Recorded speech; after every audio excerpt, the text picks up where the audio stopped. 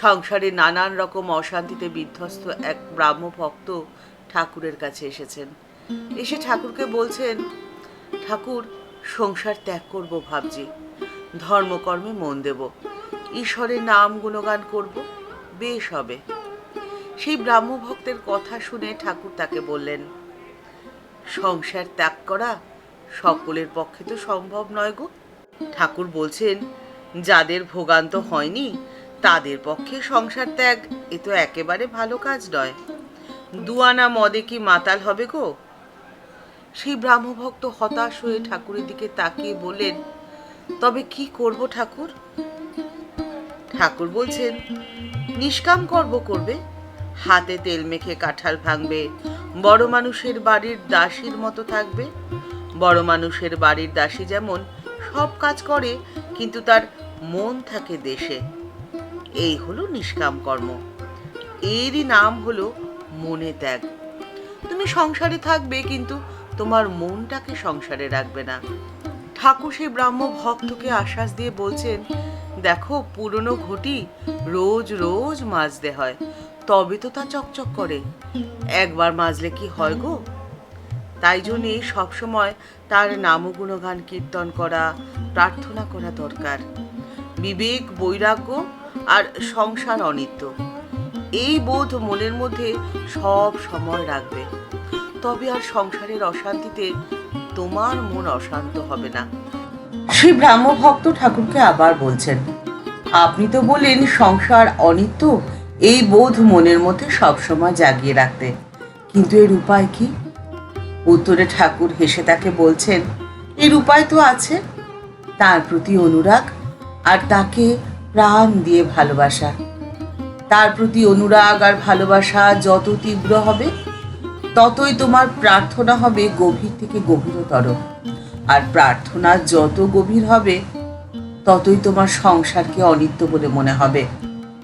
ঠাকুর বলছেন যে তার নাম করলে যে সব পাপ কেটে যায় গো, কাম ক্রোধ কমে যায়, শরীরের সুখ ইচ্ছে আর থাকে না, সব পালিয়ে যায়।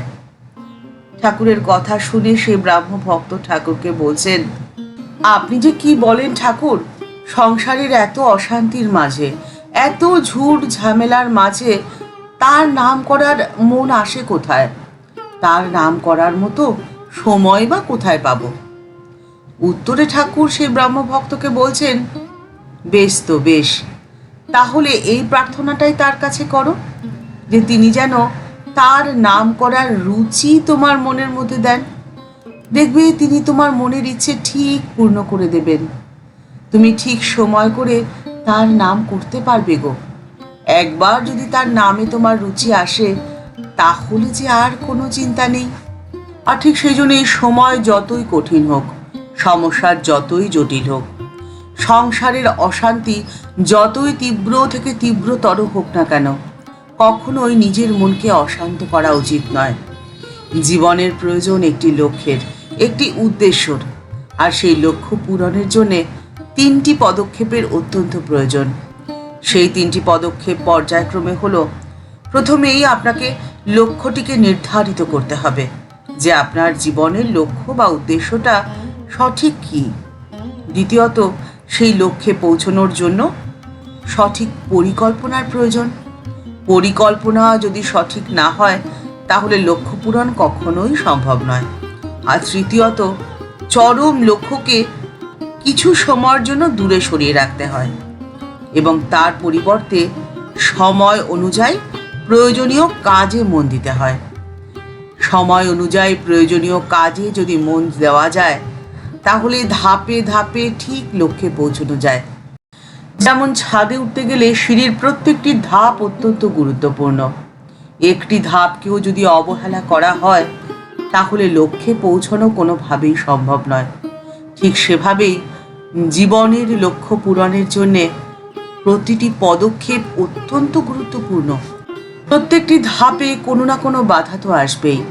দুঃখ, যন্ত্রণা, অসহ্য কষ্ট, এই সমস্তকে পার করে তবে লক্ষ্যে পৌঁছতে হবে।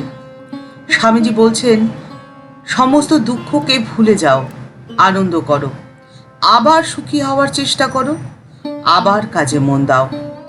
শরীরের যত্ন নাও। চুপচাপ বসে থেকে দিনরাত শুধুমাত্র যদি দুঃখের কথা ভাবো, তাহলে যে তোমরা জীবনে এগোতে পারবে না। তোমাদের আবেগকে সৃষ্টিমূলক কাজে ব্যবহার করো, দেখবে তোমাদের আবেগ নতুনভাবে রূপ নেবে। স্বামীজি বলছেন যে সব সময় মনে রেখো যে নেতিবাচক ভাবকে এড়িয়ে চলতে হবে। নেতিবাচক ভাবকে যদি মনের মধ্যে পুষে রাখো, তাহলে সেই মন সব কিছুতেই খুঁত দেখতে পাবে, ত্রুটি দেখতে পারবে।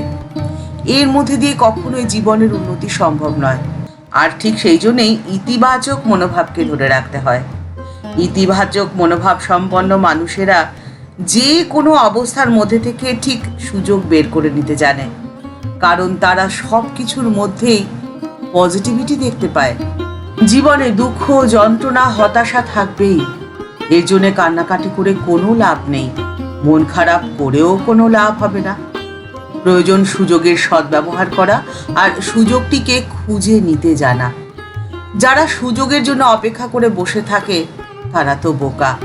আর যারা প্রতিকূল পরিস্থিতির মধ্যেও সুযোগটিকে খুঁজে নিতে জানে, তারাই হলো প্রকৃত বিচক্ষণ। আর যারা সুযোগের সদ্ব্যবহার করার ক্ষমতা রাখে, তারাই জীবনের লক্ষ্যে পৌঁছতে জানে। সমুদ্রের পাড়ে দাঁড়িয়ে যদি কোনো মানুষ অপেক্ষা করে যে সমুদ্রের ঢেউ যখন কমে যাবে তখন সে সমুদ্রে জাহাজ নিয়ে রওনা দেবে, সে কি কোনোদিনও সম্ভব? সমুদ্রের ঢেউ একটার পর একটা আছড়ে পড়বে তার তীরে। তার মধ্যে থেকেই যে যারা জাহাজ নিয়ে গন্তব্যে পৌঁছতে পারে, তারাই তো প্রকৃত জীবন যোদ্ধা। স্বামীজি বলছেন, প্রত্যেক আত্মাতেই অনন্ত শক্তি রয়েছে। ওরে হতভাগাগুলো, নেই নেই বলে কি কুকুর বিড়াল হয়ে যাবি নাকি? কিসের নেই, কার নেই, কেন নেই? শিবহাহং শিবহাহং। নেই নেই শুনলে আমার মাথায় কেউ যেন বজ্র মারে। এই যে ছুঁচোগিরি, দিনহীন ভাব, এর থেকে নিজেকে মুক্ত কর, নিজেকে স্বাধীন কর। তোদের পক্ষে সব কিছু করা সম্ভব, সব কিছু করতে তোরা পারবি।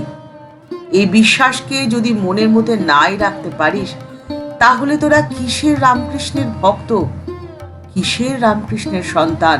ঠাকুর শ্রী রামকৃষ্ণ পরমহংসদেবের শিষ্য, ঠাকুর শ্রী রামকৃষ্ণ পরমহংসদেবের সন্তান, ঠাকুর শ্রী রামকৃষ্ণ পরমহংসদেবের ভক্তরা কখনো নেগেটিভ চিন্তাভাবনার মানুষ হতে পারে না। স্বামীজি এই বার্তা বারবার দিয়েছেন। বিভিন্ন চিঠিতে, বিভিন্ন বক্তৃতার মধ্যে এই কথা বারবার বেরিয়ে এসছে। কারণ যারা নেগেটিভ চিন্তা ভাবনা নিয়ে বসবাস করে, তাদের জীবন যে থেমে যায়, তাদের জীবন কোনোভাবেই এগোতে পারে না। তাই স্বামীজি বারবার বলেছেন, নেগেটিভিটিকে ছাড়ো, পজিটিভিটিকে ধরো, দেখবে জীবন অনেক সুন্দর হয়ে উঠবে। জীবনকে সুন্দর করে নিতে জানতে হবে, এটাই হলো জীবনের আসল তত্ত্বকথা। ঠাকুরমা ও স্বামীজির চরণে আবিলম্বিত প্রণাম জানিয়ে আজকের পর্ব এই পর্যন্তই। পরের পর্বে দেখা হচ্ছে। ভিডিওটি ভালো লাগলে লাইক বাটনটি প্রেস করে দিতে পারেন। আপনাদের সুচিন্তিত মতামত কমেন্টস বক্সের মধ্যে লিখে জানাতে পারেন। এই চ্যানেলটিতে নতুন আসলে চ্যানেলটিকে সাবস্ক্রাইব করে নিন। আর যদি ইতিমধ্যেই এই পরিবারের সদস্য হয়ে গিয়ে থাকেন, তাহলে আপনাকে জানাই অসংখ্য ধন্যবাদ, প্রণাম, ভালোবাসা। পরের পর্বে দেখা হচ্ছে। নমস্কার, ভালো থাকবেন।